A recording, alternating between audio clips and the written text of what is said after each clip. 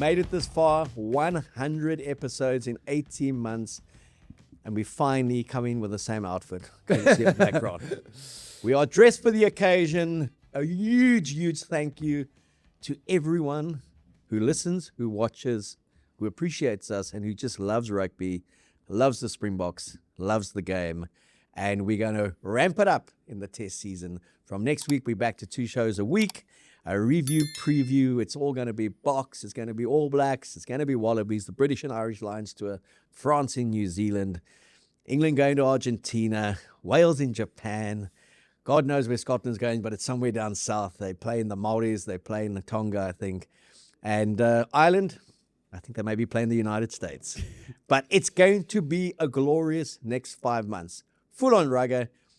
This Saturday, DHL Stadium in Cape Town. Eddie's pissing with rain. It's going to be this whole week. That's why we're in our winter woolies. It's the Barbarians against the Springboks. First one of the season, a non-international, but the players who play will still be Springboks. It's like that old midweek one. But before we get to all our chat about the Boks squad, all our chat about the international season, I just want to say, Zels, I love you, man. What? I love you, man. I love you, Daddy. Thanks for just Mate. being here. For always looking so good. I don't even remember episode 1, to be honest. 100 episodes, are you sure? Mate, I didn't remember episode 99. But before we get to that, a little thank you to Macron for what they've done for us, and obviously Stecco and Mike Sharman and the boys at Retroviral. We're still trying to get a little gift from Stecco to celebrate our 100th, but we are going to be giving away a signed Barbarians jersey. Oof, lovely. And plenty tickets for this match on Saturday. Terms and conditions apply. You got to tell us how nice we are. You got to live in Cape Town, but we're not going to pay for you to get here, and we're not going to pay for your bus fare. But we will give you tickets to get into the game. We'll transfer to you electronic tickets. That's DHL Stadium, Springboks against Barbarians. But a final recap and our Stecco moments, plays of the week, Super Rugby final, Crusaders did it again, 13th title. Forget the ones where we were in it when we weren't in it. 13th title, the most dominant team in the history of Super Rugby. And in their last 6, they've conceded 13 or less points in the final, and they won 16-12. They didn't concede a point in the last 40 minutes. Decisive moment for me. Decisive Stecco play of that final. Cody Taylor's try. I thought Sneaky it was... little try down the short side. Thought it was magnificent. That guy's rejuvenated. He's starting to play a bit more in the class of a Malcolm Marx. Looks like he is where he was 2-3 years ago. He's been outstanding for the Crusaders. Great for Rob Penny. I wanted him out last year. I said, how can you even invest in this guy? Shocking at the Tars, shocking at the Crusaders. They stuck with him, and he's now won a Super Rugby title. So my Stecco play, Zels, would be around that. You got any ideas? Yeah, man, I'm surprised you were with the short, chubby guys scoring on the short side there. Good try, obviously. Great final. I really enjoyed watching it. It really did hark back to the great Super Rugby finals of yesteryear. I went with one from the British and Irish Lions, ignominious open to their 2025 tour. They played Argentina. They lost. I was shocked to see that they were such overwhelming favourites to win that game, because cohesion is always an issue with the Lions. But they scored some fabulous tries, did the Pumas. Did their name proud. I love that team. And the one that I went for was, I think it was Albanos. He was supposed to kick for the touchline, dummied the kick, broke the line, and then Hands just kept drawing defenders and playing down there. I think it was the reserve fly-off, hacked the ball downfield, and Cordero, afterburners, won the race, dot the ball down in the corner for a fabulous try. So I went with that one. I don't know where that ranks on your list. I'd ranked very highly, but I think he hacked the ball. A perfect grubber. Perfect rubber, mate. Beautiful grubber. Well-weighted grubber into the corner. I really enjoy that result. I was also surprised that the Lions were made such overwhelming favourites in their defence. They'd been together for 5 days, effectively. Yeah. And when you pick so many Englishmen to start, you know you're in a bit of trouble, mate. Those guys can't get it right, mate. They pick foreigners, we bash them. They pick Englishmen, too many. Too many, okay. An interesting one, because already the media have written off some of those players based on that game. Terrible. Yeah, do I put him out? Let him go back to South Africa. But I was pleased for the Pumas to win it, because I have a theory that Australia will win the series against the British and Irish Lions. Yes. the Pumas have already beaten them. Yes. And those are the teams that are going to end third and fourth in the rugby championship. Man, I think you. And then we've got to spot on. say, where do the Lions really fit into the landscape? Exactly, mate. Give us more barbarians That and is a less great Lions. question. But yeah, I agree with you. That's a great game to watch. I watched it last Friday night. Actually had a lovely lunch with the money man, and his money was also on the Pumas to win. There you go. So go onto his Facebook page. I think he'll be betting this weekend. There we go. Lions too. I think he and Scott Gibbs are going to be doing some shows. Lovely. I think you're going to be in those shows. Oh, there we He's go. asked me to occasionally pop in and come say hello. I said closer to the test series, mate. But I'm looking forward to that test series. Not so much the tour.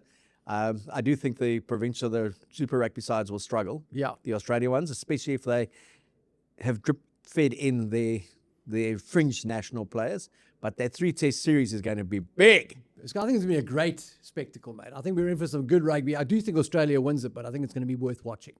And France in New Zealand. France announced their side, minus 28 players.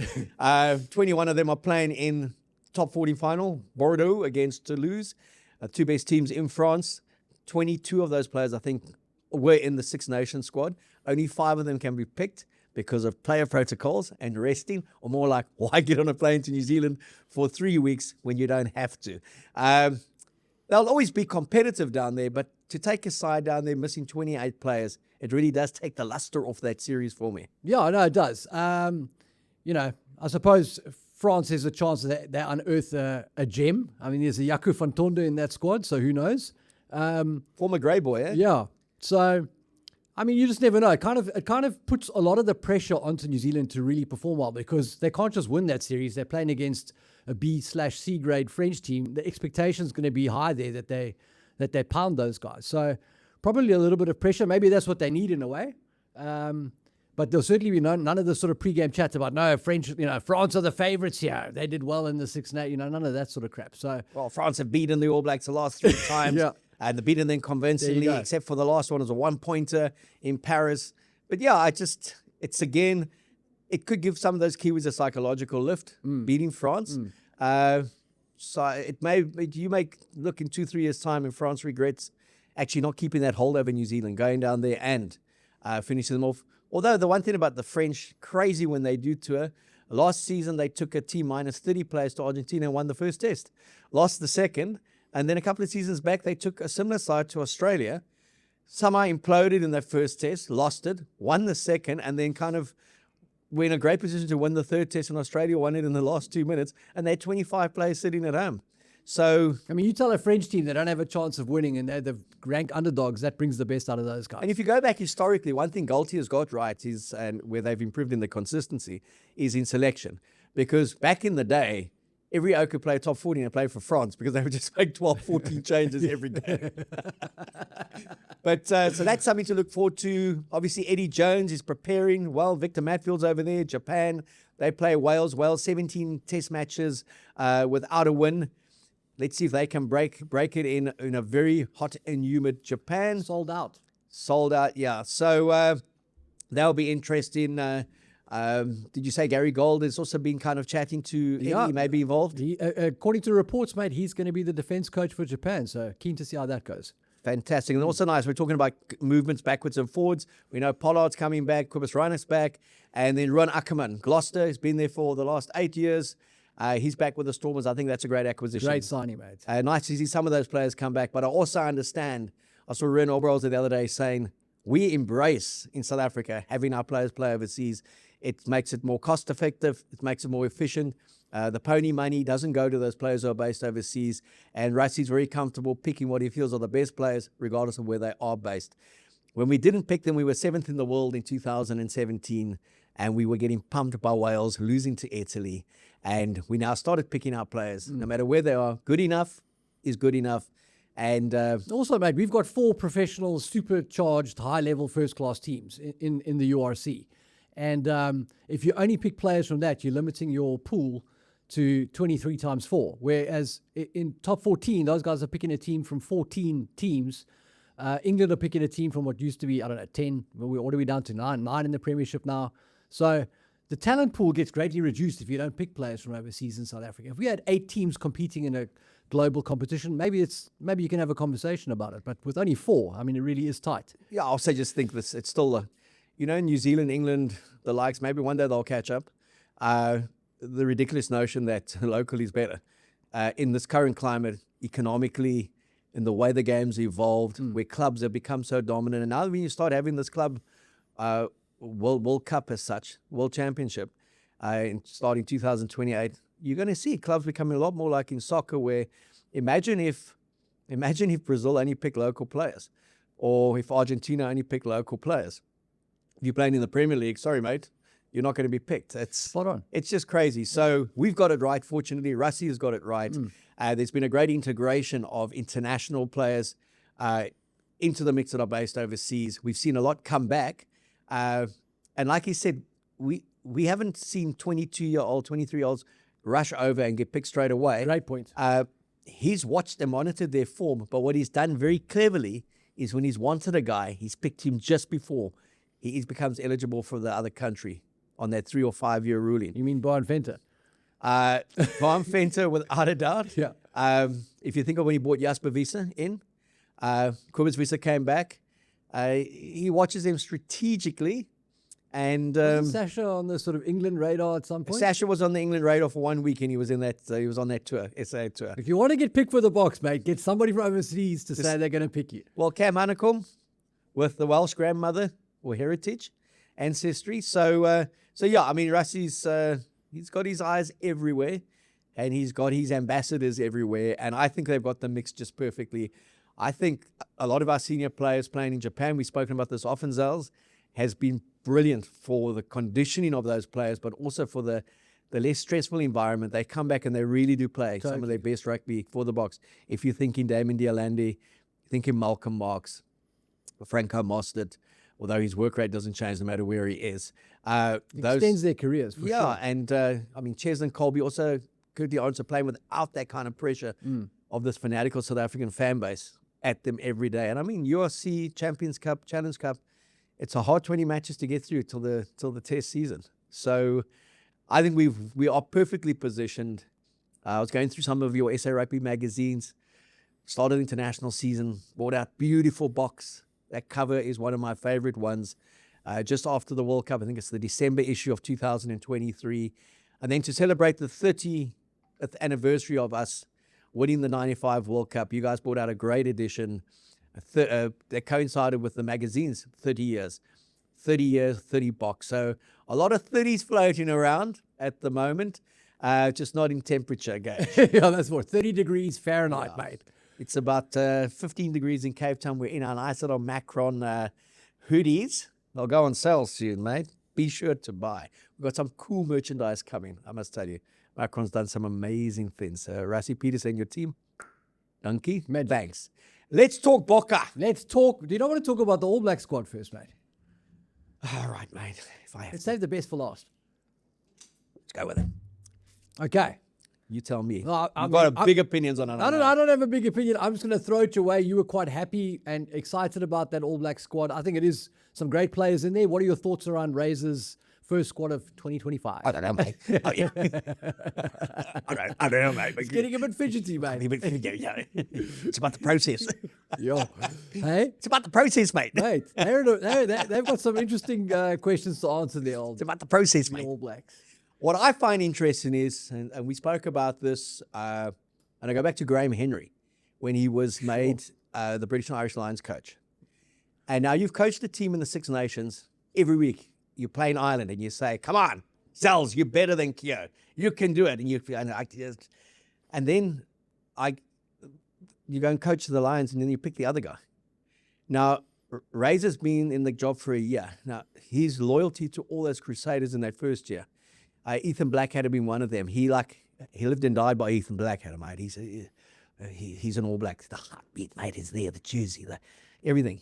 Has a great final. He doesn't pick him for whatever reason. Yeah. He says he's still in the mix. David Havili, that everyone's raving about. He was given the captaincy, the glue to that team, the additional responsibility.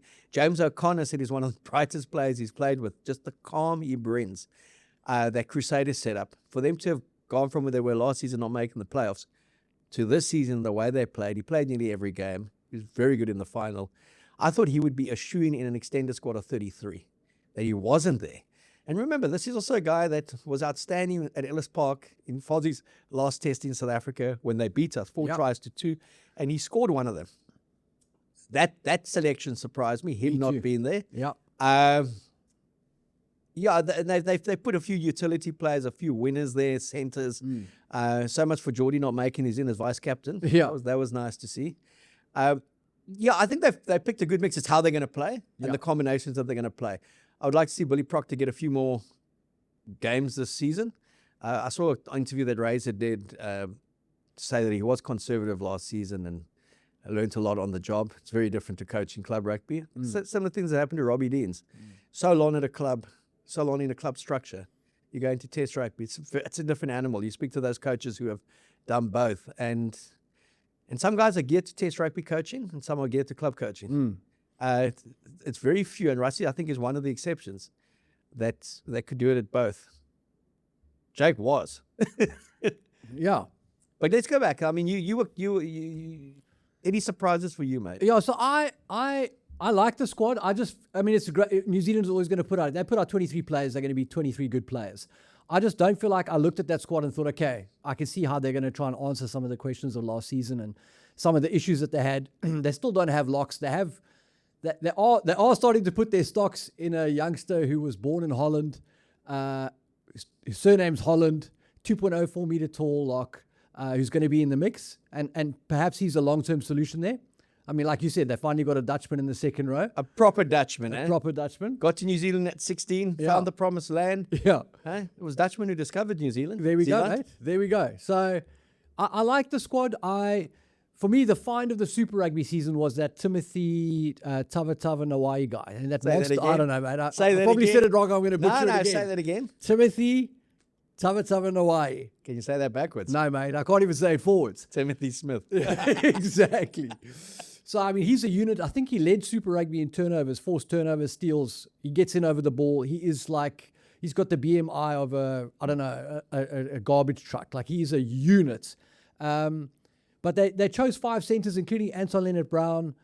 Billy Proctor's a guy we want to see more of, obviously. And Geordie Barrett's there. Rika Aini, still some question marks around his suitability to how they play. So I was just surprised by some of those picks and just the absence of that second row power. They still don't have solutions there. The front row looks great. Samasoni Takiao, he's back in the mix. And those young props are coming through nicely. If Tamaiti Williams can stay healthy, he's going to be a unit. And I like their back row stocks. I mean, I would have had Ethan there as well. I think Duplessis Karefi gives him some options off the bench as a guy who can play to the ball. Artie Severe's obviously quality player. And Final's there, obviously as well. But and halfbacks, I mean, they're stacked at halfback. Cam Roygaard, Cortez Ratima, and Hotham, right? So, again, I didn't feel like there were solutions. I still think we're going to see Damien McKenzie play fullback and fly half for these guys. I think they've invested in a guy like Ruben Love as the future. I'm not sure I agree with that.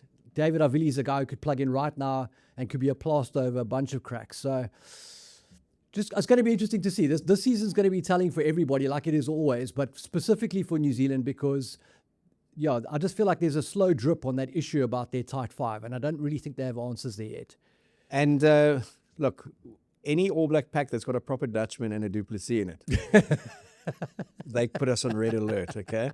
They put us on red alert. So, 2026 is where most sides say they're pretty much geared for the 2027 World Cup. This is a significant year. It's always the Hanover year, the one post the World Cup. We didn't experience that. We won 11 out of 13, lost 2 by 1 point. Could have been most incredible year of 13 on the trot. But won the Rugby Championship to back up the World Cup title. That we beat the All Blacks 12-11. I like to just remind people of that score. Made a point by a point. Yeah. It's going to be significant because 10 out of 14, which is still a great return for any team. That's what the All Blacks had last season. But it was the nature of the wins, losing a big one at home to Argentina, not winning in South Africa in 2, improving against France in Paris, losing by that point. But they looked like they were struggling in terms of an identity, changes from Fozzie to Robertson, the Liam McDonald fallout early on. So he's had that year now. So there's not going to be that there's not going to be that kind of mindset or that kind of rhetoric of still finding my feet. He's now had that year in the gig, and now we're going to. I'm interested to see what do the Scott Robinson All Blacks shape anything like the Scott Robinson Crusaders, and that's going to be telling for me. He'll be fortunate in the draw that he's got the Springboks at home for 2, and he's got France at home for 3 in a week in France, and that may just give them the kind of the confidence lift if they Pox wins there or get wins. But it's going to be. I think they've got some great talent in that squad. Spoiled for choice in certain positions, especially on the winners. Think of the winners they haven't picked. Jeez, right. You know, you think of those winners that they haven't picked. I still don't know if they've got the answer at 10. I think their best 10 is in Japan, Richie Mo'unga. And Bodie's playing well, but he's getting near the end. I think you've got to manage him through to that World Cup. And again, Damian McKenzie, 200-plus points, just dominated everything throughout the season. And we saw it in Cape Town. 2 big kicks, and he missed them. We would have taken the All Blacks into the lead and potentially a victory. And then in the final, he missed a conversion and he missed a penalty from 40 meters. He normally got the range, didn't quite strike it. You know, some of the, we remember Bowden Barrett, he scored something like 800 test points. We remember him for missing 2 kicks. One against the Springboks at 36-34, and another big one in a game where they lost the test. And McKenzie, you tend to kind of also remember the ones he didn't get when you think he should in big match plays. So great footballer, wonderful talent. Should be playing here for the Barbarians on Saturday. But I still don't think they've got the Carter like answer there just yet. No. And Barrett was a very different 10 post-Carter, but I don't think they've got that kind of player in the mix. No, I agree with that. Rehana's a guy who impressed in Super Rugby in that final specifically. But for me, like Damian McKenzie is an all-world player in Super Rugby and a great option to have coming off your bench. If you wanted to have a 7-1 bench in New Zealand, McKenzie is the perfect guy for that one slot. He can play across the back line pretty much. Great footballer, but not the guy you want to kind of lean the house on. Like, you know, you need somebody who's going to be, I think, more consistent and who does the fundamentals better, more reliably. So fabulous footballer, but again, I don't think the answer is in either Bowden or Damien. Like you say, Richie is the guy that should be back there, and hopefully one of these youngsters come through for them in the future. So yeah, I see Ryan is in the New Zealand Maori side. I was really impressed with him in Super Rugby. The fact he played 78 minutes in their final and controlled it. They gave a ceremonial 2 to James O'Connor. Wonderful for him to finish his Super Rugby career. Made his debut in Super Rugby at 17, coming off the bench against the Reds. Started that year against Ma'anonu in Perth. Played for the Wallabies at 18 years and 8 days. To finish at 34, go down to Christchurch and win with the Crusaders. And he was integral to a lot of the league phases. The important kicks that he got against the Blues when they won that league game. So nice for him to end that way. A lot of talent there. Look, and a lot of rugby to be played before the Rugby Championship. But it's brewing, eh? It's brewing nicely. Very, very nicely. I think it's going to be a great season, mate. I think it is going to be a great season. We're in for a special one. Beautiful box by 10. You know, as much as I love the URC, Investing Champions Cup, EPCR Challenge Cup, Super Rugby Pacific, Premiership, Top 14, schools, clubs, Test Rugby, man. It's the best. Another level. And never in, I've been writing about the Boks since 1992, professionally my first test matches when we came back from isolation. Yes, I'm not as old as Paul is, but I'm close. Reminds me of that trip we took in 1906 on the boats, mate. I'm close. I'm close, yeah. But yeah, I've been around for a while. I know I look like a spring chicken, but 92, incredible test at Ellis Park, and then the 26-3 defeats at Newlands against Australia, the David Campese-inspired Australians. I've never known our game to be so healthy, consistently. From 2018 through to here, 2 World Cups. I did a piece on Keo the other day, just on the website. What this team has done and what they've achieved. And the only thing they haven't done is winning Dublin. We really don't play there that often. So we need to play. We're playing there this year. We've got to get that win. Then we've done it all, mate. You've done it all, mate. Then Rassie's done it all. Clean slam. And then it's time for new legacy, new history. Yeah. But also, like, the transformation of that squad, it's just incredible. I looked at that Barbarian squad again. Go back to the first interview I did with Rice in 2018 when he took over. He said, transform and win. Those are the 2 things that matter. This team has to speak to South Africa, and a white team can't speak to the greater South Africa. He said the heroes have to be culturally aligned as well. And he said, win. You do both. And transform, they have like no Bok team ever has, embraced by this nation. 2 World Cup wins, a British and Irish Lions series wins, beating the All Blacks twice at home, Australia twice away from home, Wales twice at home, England twice at home, Argentina home and away, All Blacks neutral venue, World Cup final in New Zealand, in South Africa. Wow. And look at the makeup of that side. Sia Khaleesi, it's his 8th season that he's going to be captaining the Boks. A loose forward, nearing in on 100 tests. Wow. Man, it's just... That's a great way to end the show, mate. We haven't even spoken about the Bombers. No, it's just, I'm so passionate about what this squad has done and what they've achieved, what they continue to achieve. And the common sense that's prevailed in terms of squad selections. There's been no, it's time for a new cycle. Cheers, Zels. Yeah. Boom. There's been, can I kind of get that last drop out of you if you understand what I need from you and you're willing to go for the greater cause? Here you've got Andre Pollard saying, Sasha's the boy. You've got Sasha saying, Andre Pollard's the go-to. That's the most wonderful place to be in.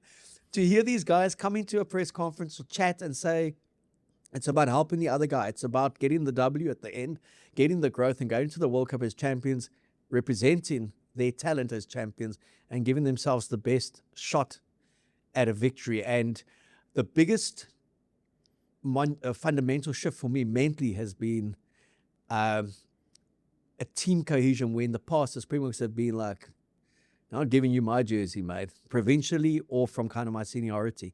And that really has shifted. Yeah. And then enjoyed obviously the squad that he's picked and then the match squad. And I know that you're absolutely delighted because that first name on the team sheet in that first front row, your favorite player. Well, mate, you spoke about getting every last drop out of them. They got Asanati and Tlabakanya to drop 18 kgs during Hull Week at Don Heeman's farm sometime this season. And he's down to a trim 141 kgs apparently, reportedly. And I'm very excited to see him have a go, mate. I think he's going to be great. Nietas on the bench, covering tight head prop. I mean, those are 2 young, up-and-coming, relatively young, up-and-coming tight heads who add massive, massive value to our scrum stocks. And I think that we're probably the envy of the world in terms of what we have coming through in our system. So very exciting times, mate. Very exciting times. Someone asked me the other day, what do you think of the match 23 Barbarians? And I said, to understand how good that side is, look at the 23 he hasn't picked. Look at a run on 15 that he hasn't picked. Yeah. Which would be the envy of most of the world. And it would be littered with double World Cup winners. Totally. And his biggest thing was, could he get to a position that in every playing position, he has 2 players, and it doesn't matter which one started. They are really getting to a position where they could have 3 players, and no team in the world has got that, in terms of an identity as well. Totally. France, close. New Zealand potentially getting there to the 2-player thing again. But our 2-player clarity. You know exactly what you want from a player in a position. And so, look, and I'm a big Evan Roos fan, as everyone knows. But I don't know if they actually see 8 as his role there. They may see him on the loose forwards. And looking at a guy like, does Jean-Luc come through and is he the Jasper Wiese type foil? Slower, heavier, but potentially more physical. So it's nice to see him getting a gap at 8. I mean, he was outstanding in 2017. One of the few shining lights in that Bok era. Has been brilliant for Sale Sharks for the best part of 6 years. Signed by Bordeaux. Bordeaux doesn't sign you for that. I don't think you're good. He's going to the best team in Europe, arguably the best team in France. If they do beat Toulouse again on Saturday night, they've beaten them twice this season. Yeah. Or 3 times this season. So, what do you make of that 23? I love it. I think it's great, man. I if I'd guessed who was going to start, I probably would have got half the team wrong, as was always the case with Rassie. But I mean, that's a serious team. I mean, you're playing the Barbarians, and that is a proper team. Even though you've got 4 uncapped guys in there, you've got some real heavy hitters, you know? And you've got a great mix of experience and youth between, you know, a guy like Sasha at 10, and then a guy like the midfield of Damien and Jesse again. I mean, it's just massive, massive wealth of talent. Like you said, the guys that weren't picked can probably make a squad that can rival them. And just going back to some history that you mentioned, obviously the last time he beat the Barbarians was in 2000. We had a Grant Esterhazen on the bench. We've got an Andre Esterhazen on the bench this week. So hopefully you break that long drought and get another win against the Barbarians. Going back to that, we'll get to the Barbars just now, but going back to that squad, and Tony Brown has come out and said, we're not going to play festival Barbarians type rugby. We're going, this is our preparation for our first test against Italy. So you look at that back line, and it could effectively be the starting back line for that first test. What it tells you that 9 is the big position that's up for grabs at the moment. So Grant Williams has struggled with injury. Jaden's been released. Yeah.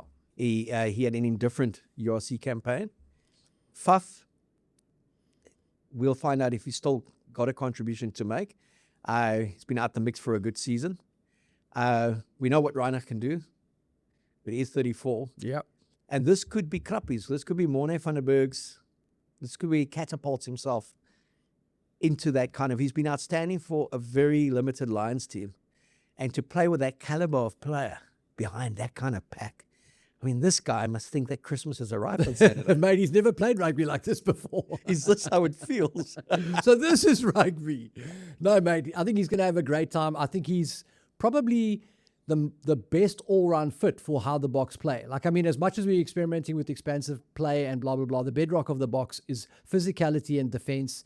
And the guy that comes closest to what Faf brought when he was the starter is Morne van den Berg. So I think he's got a good shot. I think he needs to have a good game, and that goes for everybody there, which is tight because some of these guys, obviously you've got 4 uncapped players in there. The cohesion levels are not at their highest, and you're playing against a team that's going to do things that you haven't seen before because you've got no tape on them. So it is tricky, but for Dupree, all these uncapped guys, Morne getting a start, it's very important to have a great game. There's no chance the Boks are going to go into this thing without a singular focus on delivering their best performance. You know, you talk about with Morne van den Berg at 9 behind a pack like that, and then looking up from 10 to 15 and seeing the class of player. When I was in my under 20 playing days, I played for Western Province Police, and we had a Flippy Sneyman who was SA Schools, SA under 20, Province under 20. He looked like Opa van Zyl. He was massive. He had a boot on him. He went to President High School. Now, to make SA Schools to go to a northern suburb school in Cape Town like President High, but as a dent word, you've got to be able to play. Good, okay? Yeah. And he got injured in this one particular game. So I played fly-off, and we played against the Marties. I think Paddy Upton was playing for them. But they needed to win. Police was quite strong in those days, but they sent down 6 of the Bulls under 19 pack who had gone into the police to play for Province under 20s, for the police under 20 side for 6 months. And we ended up winning the league. We beat False Bay at False Bay. But we played out at Stellenbosch at Kutsenberg on a Wednesday evening.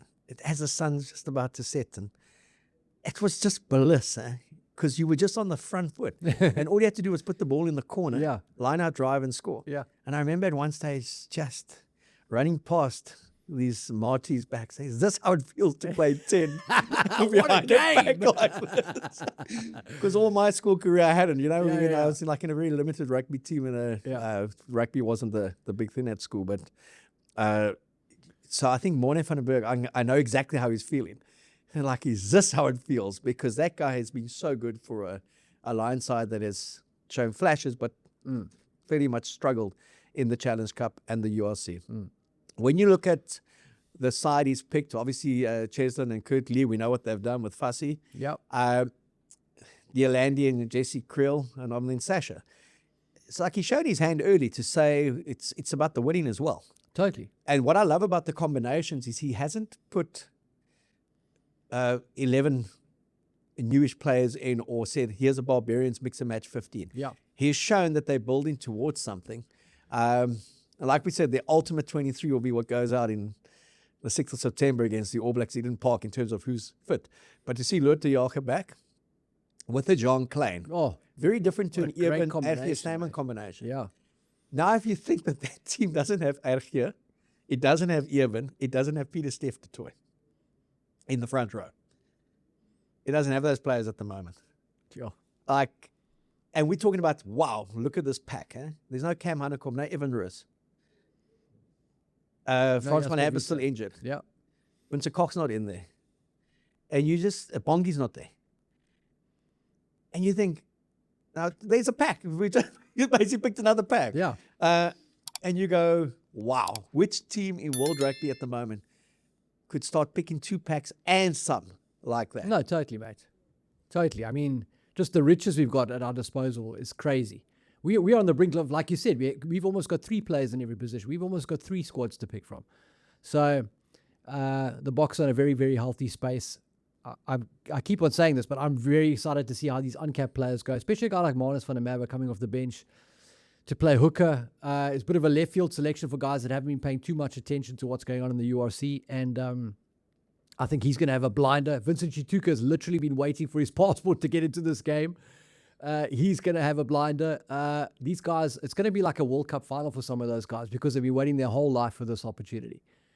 When I saw that squad announced, I was in a meeting, I came out and I saw you beaming.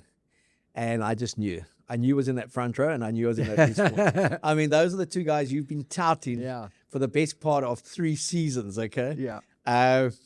And I think that's what makes it also so refreshing is those players are playing on Saturday, but every player who's come back from Japan is basically involved as well. Yeah.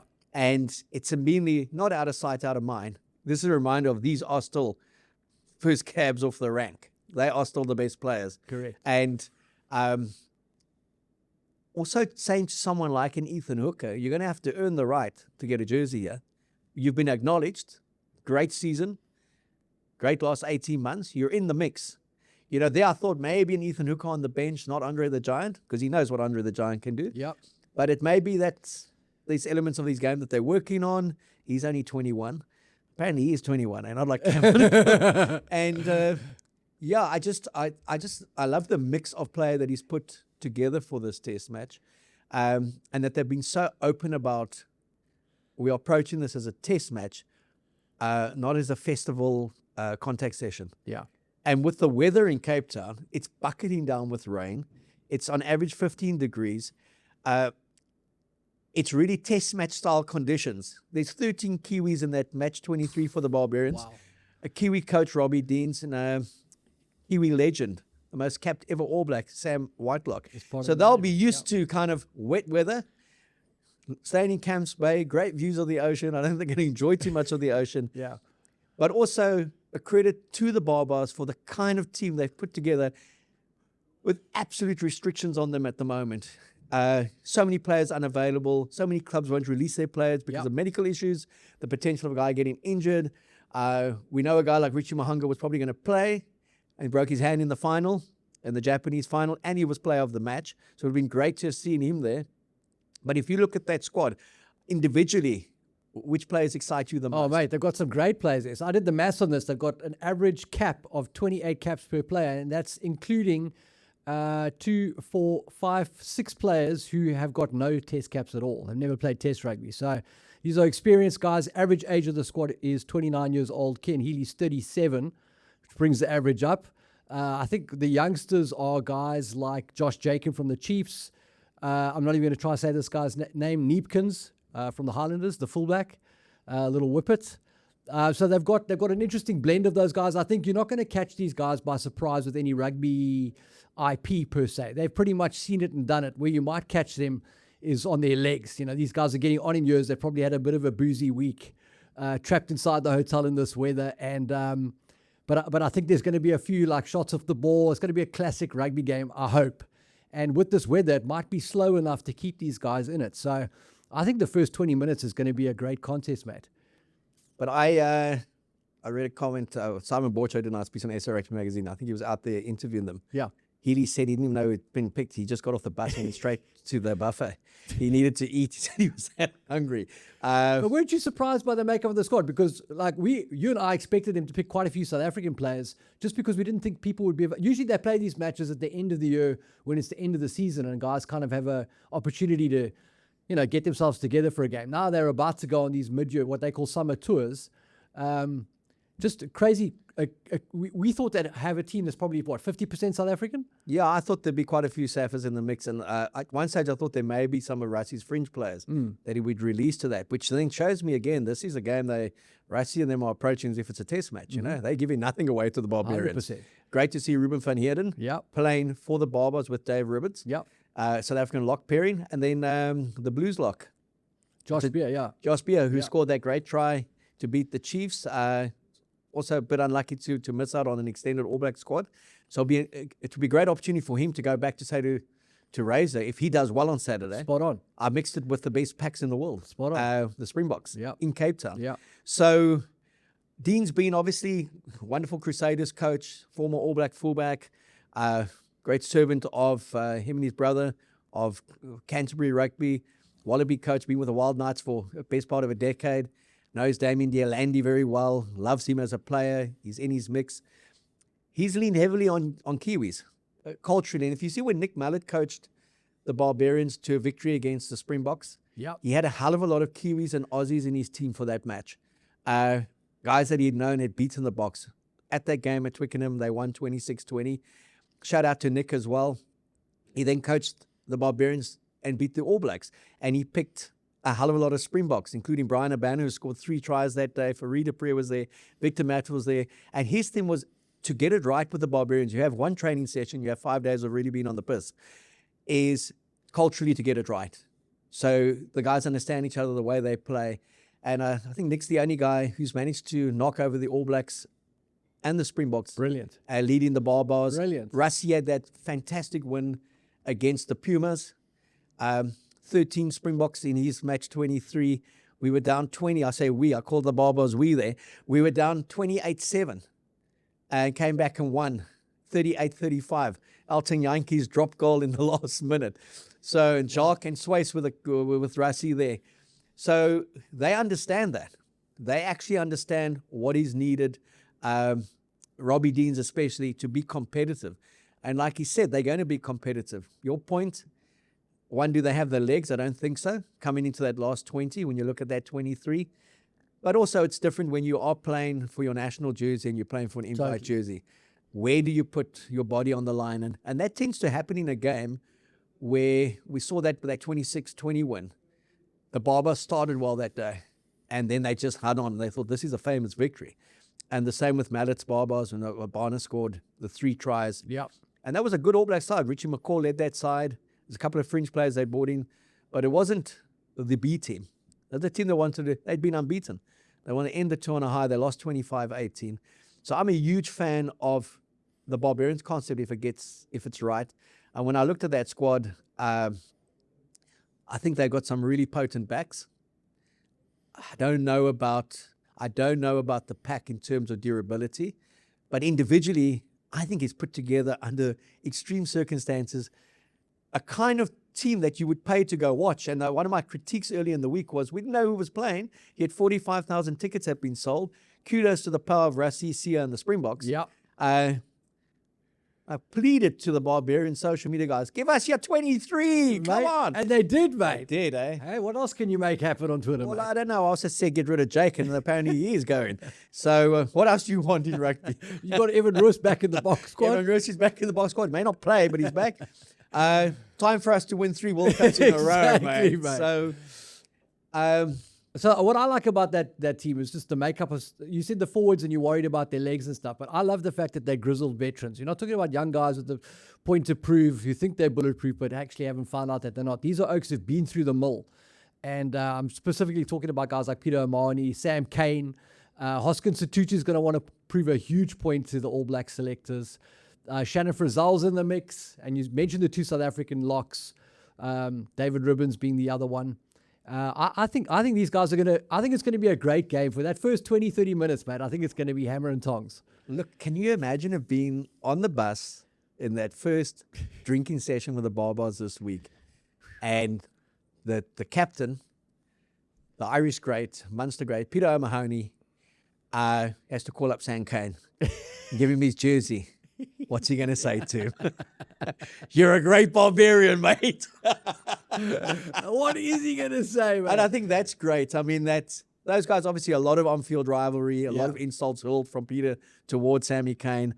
But it's a kind of week that just settles that decade of rivalry, and they'll probably end up getting tanked together most of the week and having a great time and having an awesome kind of performances in tandem as a combination. Yeah. And, you know, our good friend Monty played 10 matches for the Barbarians, the most by a Springbok back.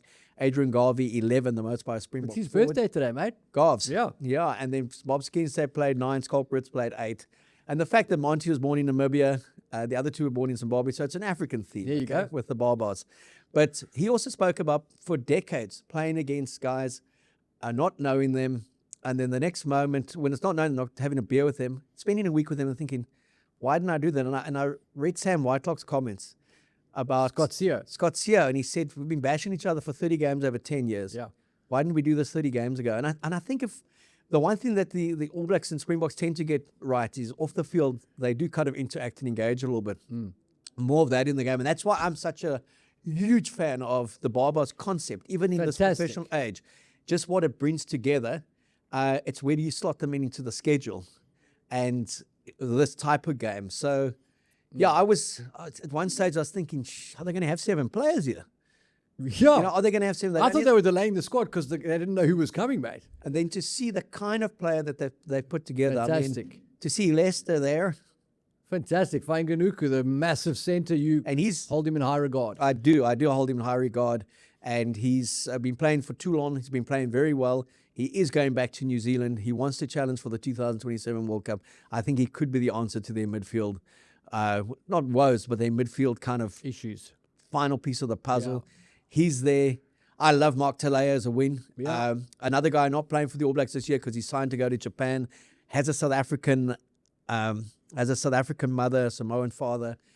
Now, how many South African-born players are there in the Barbarian side on Saturday? Well, mate, I'm gonna burst the bubble by saying right up that Ricky Telly was born in Durban, mate. He was indeed, and he hasn't played for the All Blacks. Eh? Yeah. A great performance from him. You never know. Rassie could pick him. So it's him and... It's David Ribbons, Somerset West boy, and then Ruben van Heerden, obviously. Yeah, and the nice thing about David Ribbons is he played for England at the World Cup in 2023. He now plays in France, which means he's ineligible because of the English rules to play for England. And in 3 years, by 2027, he'll be eligible to play for the Springboks. There we go, mate. So Rassie will be keeping his eye on that guy No as well. doubt. On that guy He as plays well. for Toulon. Another guy who's been playing for too long is Kian Healy, mate. I think he's just here for the beers at this point. Probably soaking up the experience. I'm not sure how many minutes he's going to get through on the weekend. 137 test matches for Ireland, beat Brian O'Driscoll's record. Amazing. Incredible What a servant career. for Leicester as well. The And most- in his heyday, a freaking wrecking ball. just a wonderful servant of the game. Yeah. I know that's a cliche to throw out there, but great player. We know Ricky Riccatelli's going to get stuck. They've got guys who are going to get stuck in. That's the can't one wait, thing. mate. There are Grizzlies That's there. what I mean. And Robbie Dean's one of the best to have ever coached the game. And Sammy Whitelock, just a great player. You see, he 153 goes tests. everywhere with his mouth guard, mate, just in case. Doesn't take it out just yet, eh? But you could find him lacing up the togs there if there's a A late edition. So, yeah, and a young fly-off from the Chiefs. Yep. Also great. The Barbarians have always had this one player that, I mean, the late Nick Costa, Jake picked him to play with Skulk and Richie McCaw, and they played Australia at the Wembley Stadium, 18-11. Unfortunately, that team went down. Eddie and Jake coaching. But again, the principle of the 15 best players doesn't necessarily beat a collective of 15. Yeah. And that's where the Barbarians, any win they normally get is monumental in the context of you are playing settle combinations. And I mean, when we played them in 2000, the last time we won 25 years ago, I happened to be part of the Boks management. Great day. It's just probably one of my all-time, outside of the World Cup wins for the Boks, one of my all-time great memories of a day with the Boks. Cardiff, the late Chester Williams got on the scoreboard. Yost had a great game. Monty with his peroxided hair. Brady 3 tries on the win. Sure. Brahm with that late penalty to silence them. They wanted that game, 38-31 to end 38 all.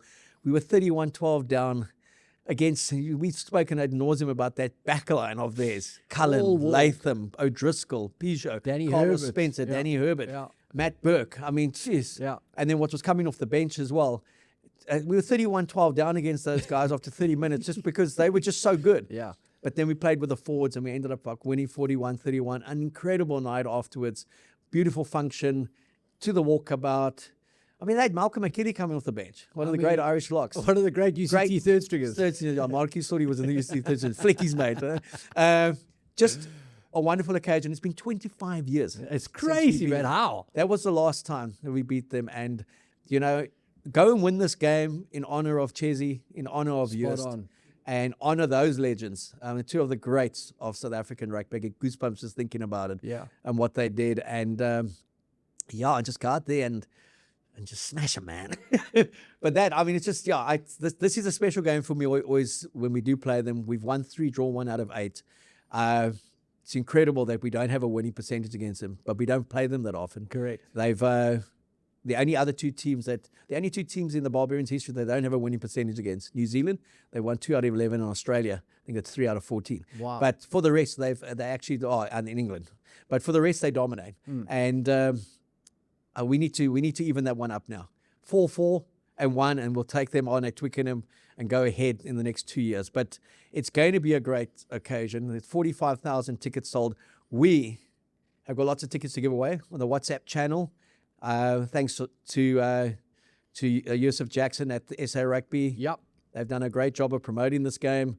Rassie Peterson, the boys at Macron, they're going to give us a signed Barbars jersey. Also, just follow us on the WhatsApp channel to actually understand that. But looking at the game, what do you think, mate? Mate, I think the Boks are going to win it, and they're going to win it comfortably. Even though the weather is definitely not going to play in their favor. It looks like rain. It looks like cold. It looks like windy. And I wonder how ready the Barbars are going to be for that surface, mate, because we had some issues in the old days. I know they've addressed it, but obviously it's a new surface to a bunch of those guys in that squad. So it's going to be a cracking game. I expect it to be pretty close in the first 20 to 30. I expect the Boks to pull away in the final quarter, and I've got the Boks to win it 34-18. Oh, so the weather is meaning that it's going to be a tighter game than you think. Yes. My original thing before I saw the squad was a 65-25 kind of game. Yes. But I think I've had to taper back on that.